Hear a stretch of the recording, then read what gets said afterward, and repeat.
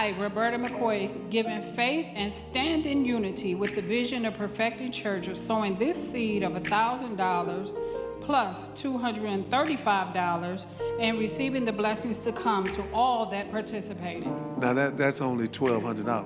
Yes. Y'all not listening to what I'm saying.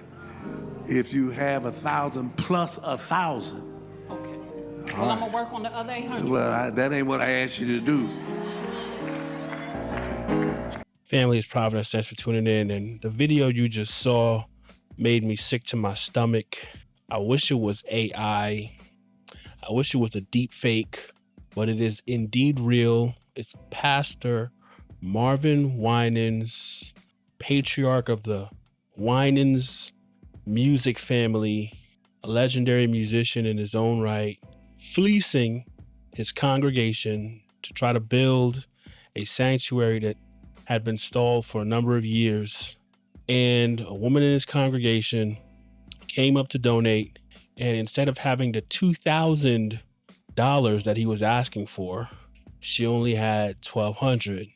And there's a blatant look of disgust on his face because she wasn't following instructions. Apparently, that tier that they were asking for, the $2,000 tier, was supposed to come down to the altar first, and it was a tier ranking of who could give the most. We're supposed to come down at a certain time, and she came down at the wrong time.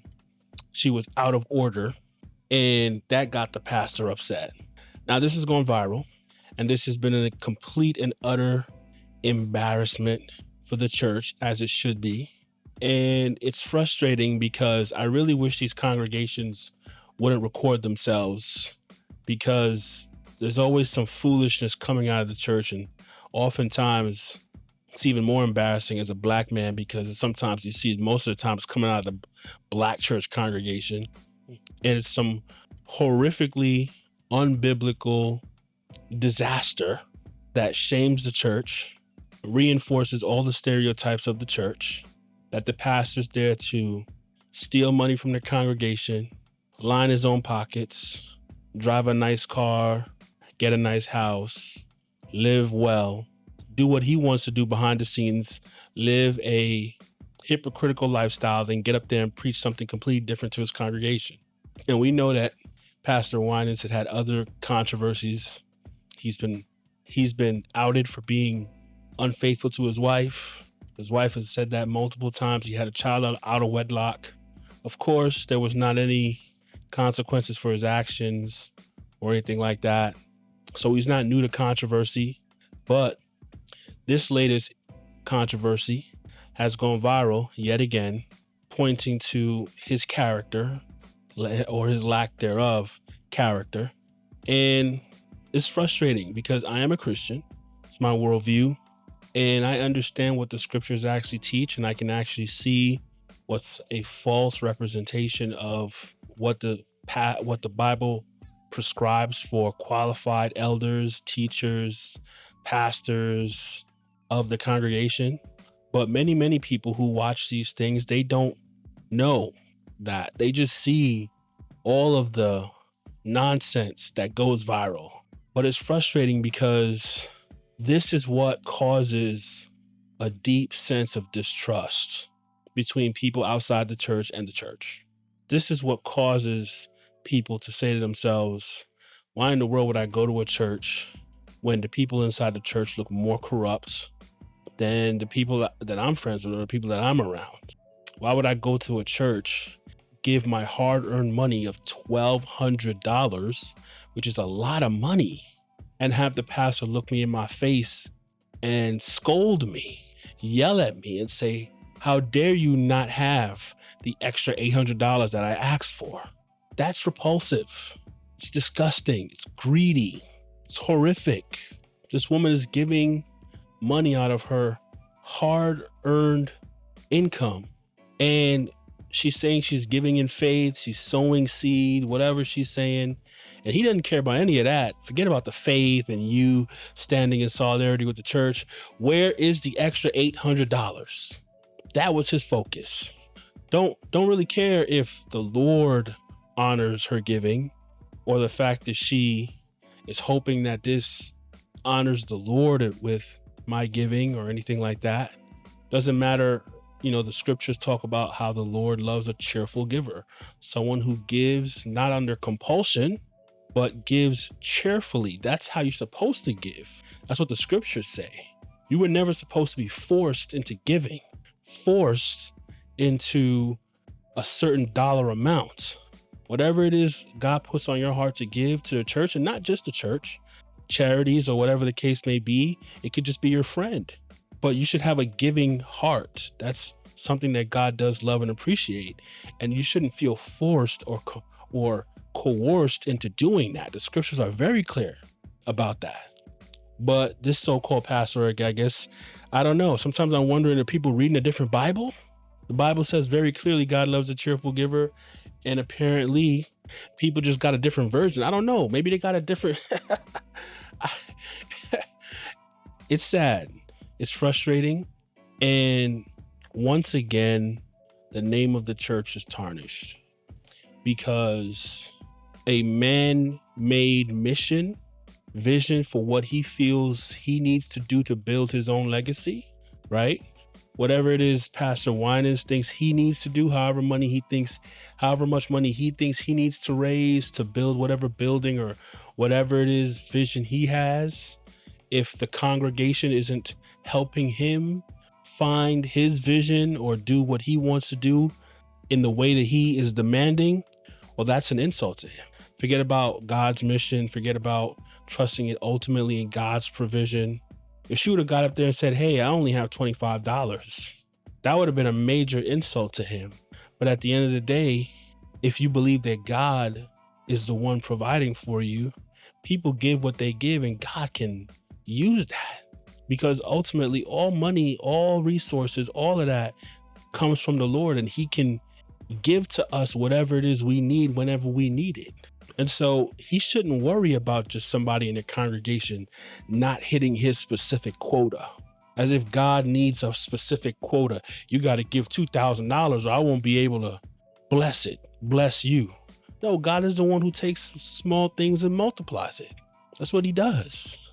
And by the way, she gave $1,200. That's no small amount of money.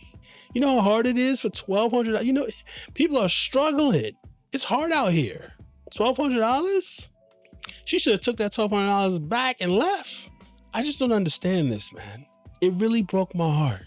It really broke my heart that there are wolves in sheep's clothing, because that's what I'm going to call this man. I'm sorry. Knowing his history, knowing what I just seen this man do, as far as I'm concerned, he's a wolf. If someone can get up and say, I sow this money in faith, and by the way, this whole get up and tell the whole world what you're donating, all that's meant to do is to encourage other people. Well, if I see so-and-so giving that much money, then I want to give that much money. What you give should be private. I'm sorry. There are people in the church donating a few dollars. There are people in the church donating thousands of dollars, and we should know what each person is giving. Now, I think the church should be held accountable and be very open about how much they're making, right? I think that the congregation should know what the church is doing with the money that's being given and how much they make. But your individual donation should not be public. So this whole idea, it's meant to be a spectacle. And so it's meant to encourage other people to give so that the church makes more and more money. And the fact that she went up there and gave something that didn't match the dollar amount, and he's frustrated and angry about it and has the nerve. Here's the thing. It would have been one thing if he was mad about it, but at least he had enough common sense to go, let me not show that I'm angry. All you had to say is, thank you, sister. We appreciate what you had to give. Even if he could be, sometimes you got to learn to feel some type of way and hold it in. But you see, sometimes wolves can only hold it in for so long before they get exposed for the fact that they're actually wolves. It's going to come out eventually. So it came out that he's actually a wolf, and it showed itself to be what it is. And now it's gone viral, and he's been exposed yet again for his greed. But my heart aches because this is the picture of the church that many, many people who criticize the church see.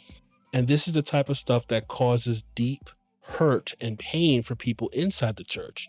This is the type of stuff that causes people to leave the church.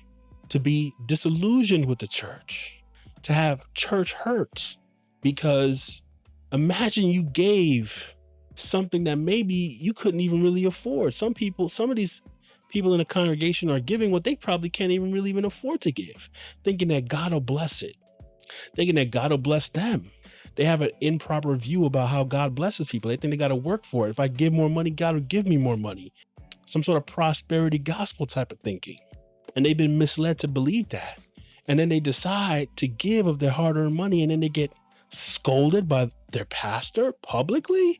That causes, for a lot of people, deep hurt, deep pain. And it's incredibly frustrating because the pastors who are loving their congregation, and there are many, most pastors love their congregation. They're not perfect. No pastor is perfect. But most pastors, by the way, are broke. Or not really, I don't want to say broke, but most pastors aren't rich at all. See, the idea that a lot of people have of pastors that they're all money hungry and they're all fleecing their congregations. Most pastors ain't making that much. Most pastors are working part-time. Most pastors have 2 jobs. But the image that people get is the mega church pastor who just takes money from his congregation. And the pastors who are loving their congregations well, not making all that much money, would never be led by greed or lust, staying faithful to their wives, not perfect in any way. They're sinners like everybody else, but they love their congregation well. They do the best they can to support their congregation. They teach the word. They show up at hospitals and they do their funerals and they comfort those who need to be comforted. And they give correction when correction needs to be given, to guide people to follow Jesus. Those guys, those pastors, they never go viral.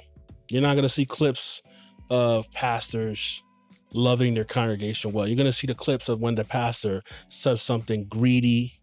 You're going to hear about the news when the megachurch pastor sleeping with prostitutes and cheating on his wife, right?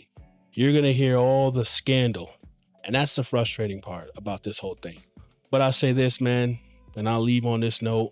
God's going to continue to build his church. This is why I firmly believe in God's election, because I knew if it was up to us, we could never build God's church, because we're a bunch of scumbags. If salvation was left up to us, no one would be saved. I'm firmly believing that, because this is an embarrassment. Who would want this apart from the fact that God opened up your eyes and showed you that Jesus is Lord and you should follow him and you should be with a bunch of people who also follow him, despite the fact that those people can sometimes do crazy things. And there's going to be a bunch of those people who claim to follow him, and they may even set up their own churches and whatnot, but they're not really following him. And you're going to have to try to understand the difference.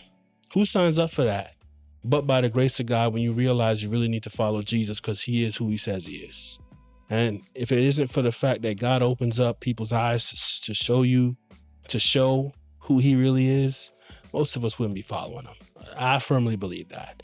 So thank God God's going to build his church, and we do our part, but it's ultimately up to him. Because when I see things like this, I'm glad it's not up to us, because we're a bunch of scumbags. Human beings will fail you, just like this guy, just like Mr. Pastor Winans, but Jesus will not fail you.